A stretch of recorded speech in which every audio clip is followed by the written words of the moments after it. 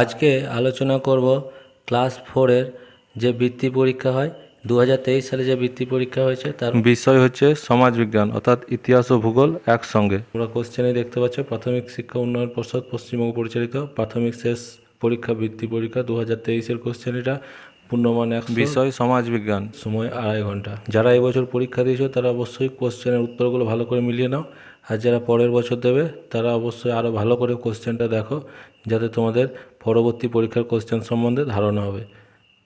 চলো শুরু করা যাক।